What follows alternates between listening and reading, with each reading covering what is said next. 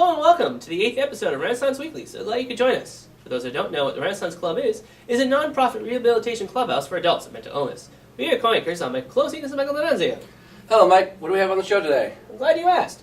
On the show, we have your interview with Jason Rodriguez. We also have a Yays and Nays with Kelly and Hugh.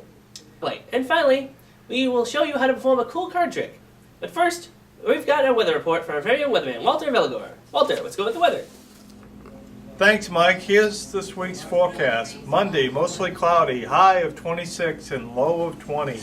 Tuesday, mostly cloudy, high of 38, low of 30.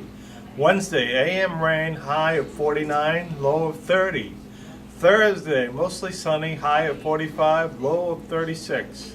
Friday, PM showers, high of 48, low of 30. Now back to you, Mike. Thanks, Walter. Today is National Static Electricity Day. Static electricity is the bane of wool wearers and the champion of older brothers. Static electricity has been experienced by all of us, whether we're simply grabbing a door handle on a cool, dry day or experiencing the magnificence of natural lightning. Whether you've got it from walking across a carpet in wool socks or from petting your friendly kitten, static electricity has occasionally added a little spark to your day. The origin of static electricity has long been unconsidered mystery of youth. Static electricity is formed when two insulators are rubbed together, generating a static field of imbalanced positive and negatively charged ions. When the now charged insulators come into contact with a conductor, like metal for instance, the charge is released, and this is why you get shocked when you grab a door handle after crossing a room in wool socks. Air that is drier is far better for generating static electricity than humid air, hence why you tend to experience this phenomenon more in winter than you do in summer. Static Electricity Day is your opportunity to really embrace this and learn a bit more about it. If you're looking to be the deliverer of a microshock, then it's time to choose your weapons. Dress in synthetic clothes, ensure your shoes are made with rubber soles, don't put on moisturizer, helping to provide a dry environment for the static to build, and stay out of contact with metals until you're ready to strike. All of these will help you build up a charge to employ against your victims. However, if you wish to be an angel of insulation, advise your friends and family that leather soles are an appropriate choice to reduce static, and in the aforementioned moisturizer and natural fibers, except wool, to help prevent static buildup. Most of all, let them know that keeping their hands or keys in or a metal pen will help painlessly release the static charge throughout the day, rather than letting it build up for a painful shock. Happy Static Electricity Day! Today is January 9th, and if you have a birthday today, you celebrate it with the likes of Bart Starr, former quarterback of the Green Bay Packers, who turns 83. Dick Enberg, American game show host and sportscaster, turns 82. Kay Callan, best known for portraying Martha Kent on the Lois and Clark, The New Adventures of Superman, turns 81. Jimmy Page, guitarist and founder of Led Zeppelin, turns 73. J.K. Simmons, best known as J. Jonah Jameson in the Spider-Man trilogy, and has been cast as Jim Gordon in the Justice League movie, and currently is the spokesperson for Farmers Insurance, turns 62. Imelda Staunton, best known for playing Professor Dolores Umbridge on the Harry Potter movies, turns 61. Also, interesting fact, Severus Snape, who's a fictional character in the movie, turns 57 today. Dave Matthews, best known as the lead vocalist for the Dave Matthews Band, turns 50. Chad Johnson, a.k.a. Chad Okocinco, turns 39. Nina Dobrev, best known for playing Elena Gilbert in The Vampire Diaries, turns 28. Alex D. Lintz, best known for playing in the movie Home Alone 3, turns 28. Nicola Peltz, best known for playing Katana in The Last Airbender, Mark Wahlberg's daughter in the last Transformer movie, and Bradley Martin in the Bates Hotel series, turns 22. And Cleef, having starred in many spaghetti westerns, but most famously as the star, as the bad of The Good, Bad, and the Ugly, playing Angel Eyes, who died in 1989, would have been 92. Bob Denver, most famously known as Gilligan on Gilligan's Island, who died in 2005, would have been 82. And finally, Richard Nixon, the 37th President of the United States, who died in 1995, would have been 104 today. Speaking about today, that leads us into our next topic on this date in history with Michael Closey. Mike? Thanks, Mike. Today in history, in 1788, Connecticut becomes the 5th state to be admitted to the United States. In 1811, the first women's golf tournament was held. In 1894, New England Telephone Telegraph installs the first battery-operated telephone switchboard in Lexington, Mass. In 1947, Elizabeth Short, the Black Dahlia, is the last seen alive. 1956, Abigail Van Buren's Dear Abby column first appears in newspapers. 1959, Rawhide with Clint Eastwood premieres on CBS. In 1967, the NFL New Orleans franchise takes the name Saints. 1968, Surveyor 7 was the seventh and last lunar lander of the American Unmanned Surveyor Program sent to explore the surface of the moon. A total of 21,091 pictures were transmitted to Earth. 1979, Kmart pulls Steve Martin's first album, Let's Get Small, for being in bad taste. In 1984, rock band Van Halen releases their most successful album, 1984. It was their only album to hit diamond status and sold over 10 million copies in the United States alone. In 1986, after losing a patent battle with Polaroid, Kodak must give up its instant camera business. 1998, Hockey News selects Wayne Gretzky as the best NHL player ever. In 2001, Apple announces iTunes at the Macworld Expo in San Francisco for organizing and playing digital music and videos, now in wide use by Windows and Mac users. In 2002, Michael Jackson received the Artist of the Century Award at the American Music Awards. And in 2015, the perpetrators of the Charlie Hebdo shooting in Paris 2 days earlier are both killed after a hostage situation. Wow, I was not aware of those dates in history. Thanks, Mike. No problem, Mike. Now, let's check out that card trick you showed. So what you want to do is you take the jokers out, and other than that, that's all you need. You can have the spectator. For this trick, I'm going to use an imaginary person here. They can shuffle the deck up, like so. Doesn't matter. So what I'm going to do is I'm going to show you how the trick works, and then we'll show you how it's done. So, spectator gives you back the deck. You're going to look for the two red queens. Doesn't matter where. Again, no setup. Need it. Get them, and then after that, you want 13 random cards. Doesn't matter what cards they are. You can even have the spectator do it. 12, 13. So, what is that? Now, spectator, imaginary spectator, please pick a card. So let's see if I can get like a Hand of God to come in here and point to a card. Alright, Hand of God chooses that card. Now, I obviously don't know what that is. They look at the card, see the card, and then we put it on the deck, and then we're going to shuffle it in the deck.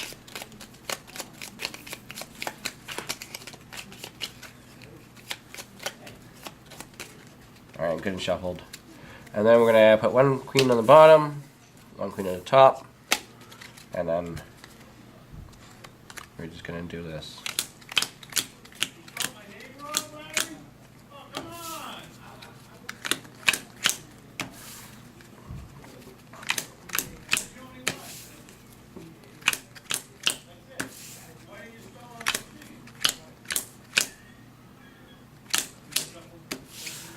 Then we'll give the cards a little shake.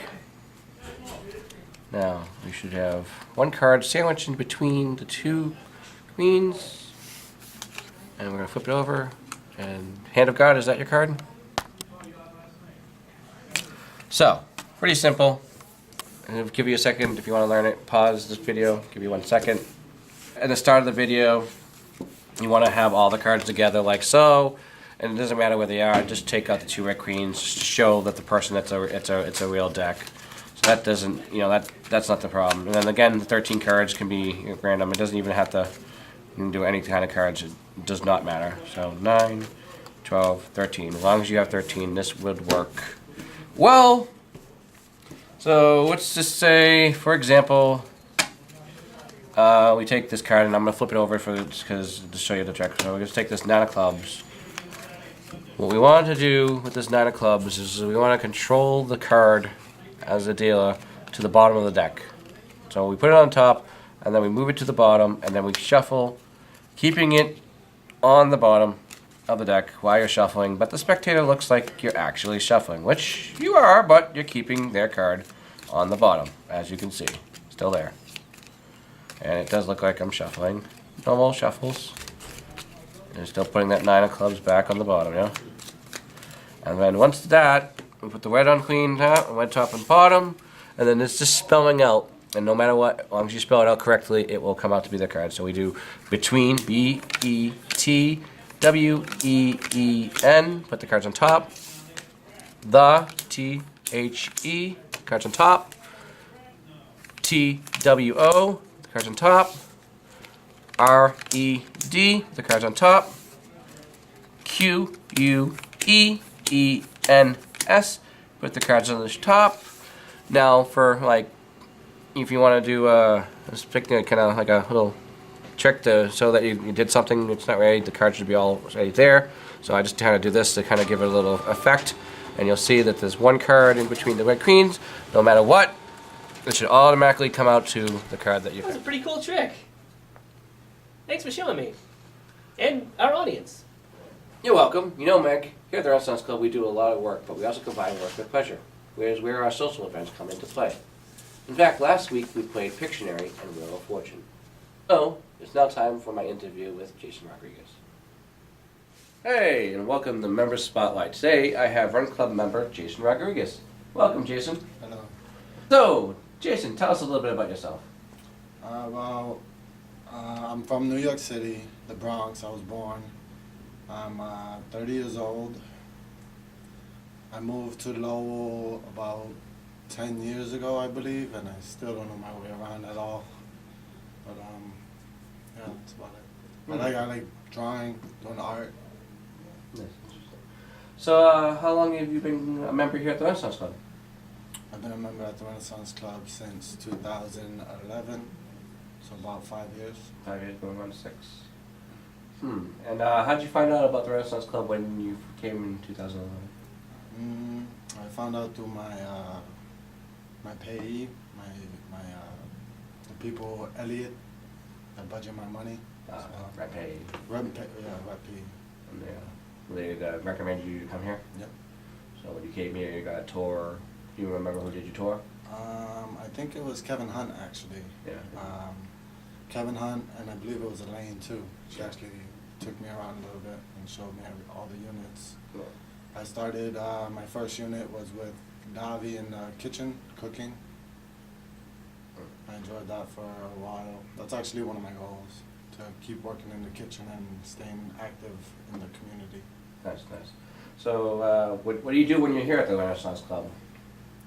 Well, you make goals. I believe every 6 months they have a get together with all the members, and they make goals, see what they want to accomplish within coming to the club and achieving expectations that they may consider doing in the Yeah. community. So what will be some of your goals that you are looking to achieve while you're here at the club? My goals, I'm actually hoping to get Section 8 or housing soon. I'm working on that, and I'm hoping to get a permanent job. Great job. And how would you say the Renaissance Club has helped you in your recovery with mental illness? Recovery with mental illness. Well, they're a place to come and just hang out with members that you get along with. It's a good place to socialize and just get yourself out of the hustle and bustle of whatever's going on around you. Yeah, everyday life. Yeah. Yeah. So, in your own words, how would you describe Renaissance Club? How would you describe that to somebody that's never been here? It's a warm, welcome place that people are welcome to just be free and try to live out your expectations, I guess. Oh, well That's said. good. Well, we're at my final question, Jason, so thank you for your time. So my final question is if Godzilla, King Kong, the Loch Ness Monster, and Bigfoot had a fight, who do you think would win and why? I think King Kong, hands down, because King Kong. he already beat, if you've seen the movie, he already beat 2 dinosaurs up, single-handedly. So Yeah, true. In the movies. King Kong, So definitely. that puts our total at Loch Ness Monster has 4, King Kong now has 2, Godzilla has 4, and Bigfoot only has 1. So we're going to find out soon who the winner of this is, because we're going to simulate this eventually and find out who the actual winner is. So we'll see who was right and who was wrong. Thank you for joining me, Jason. Thank you. If you, or someone you know, lives in the Lowell area, is diagnosed with a mental illness, and is over 18, come on by the Renaissance Club, which is located at 176 Walker Street on the 2nd floor. Or call us at 978-454-7944 and ask to speak to Elaine or Betty. Remember, Clubhouse works. Back to the studio. It's really fantastic to see how Clubhouse has helped out so many people.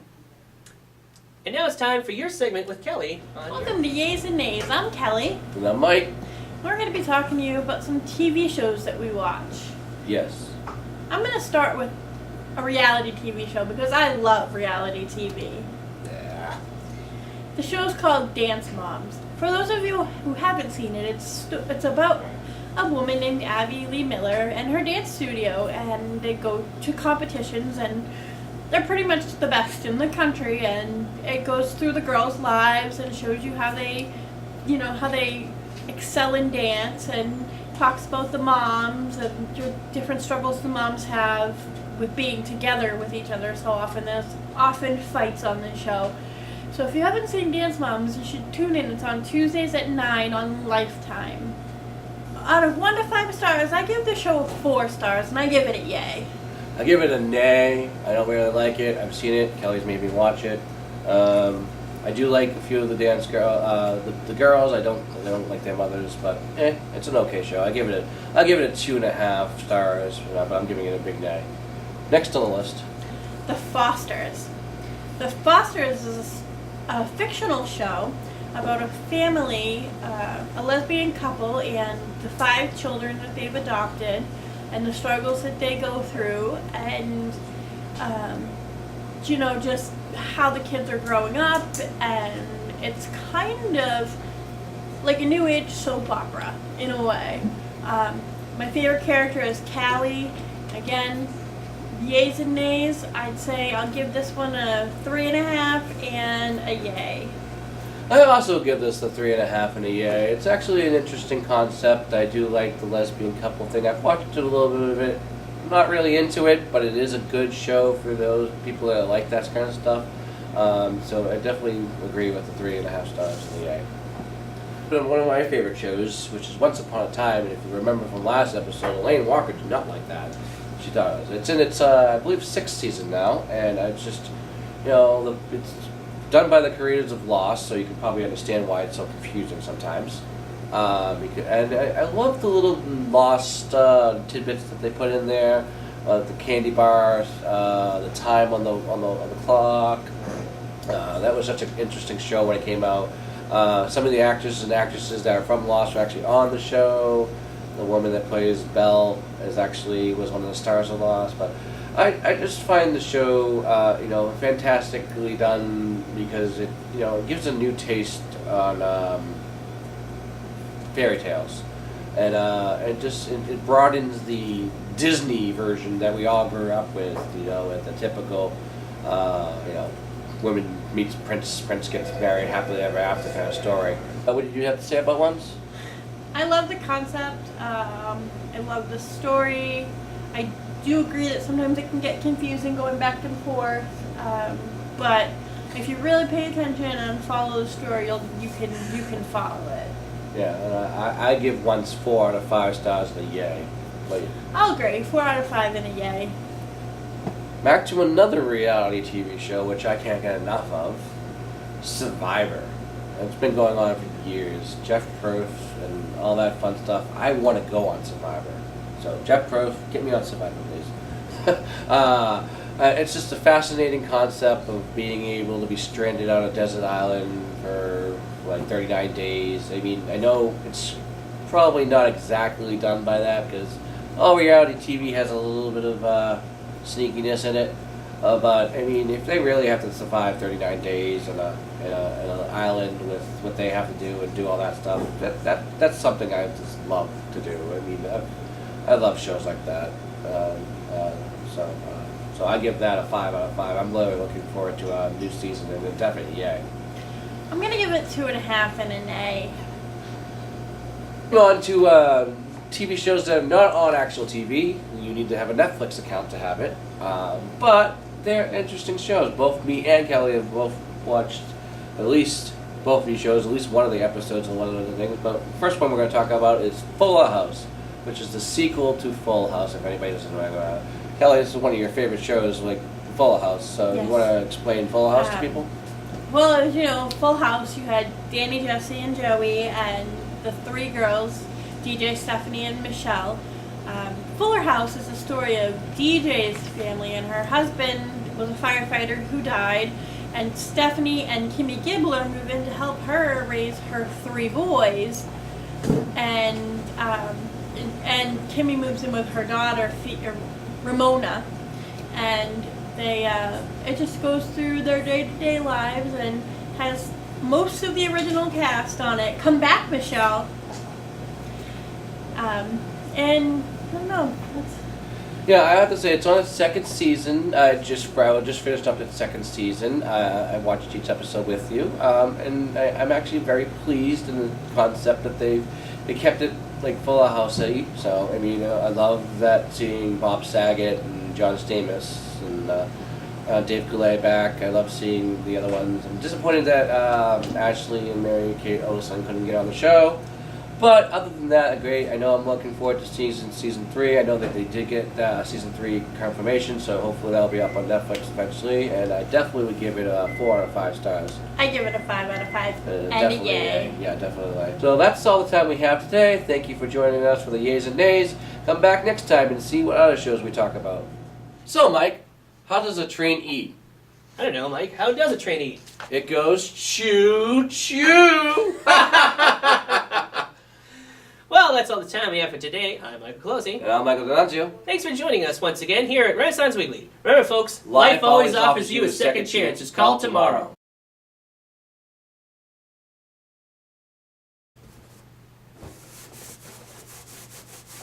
What are you doing? What are you doing? Oh no. That's not working.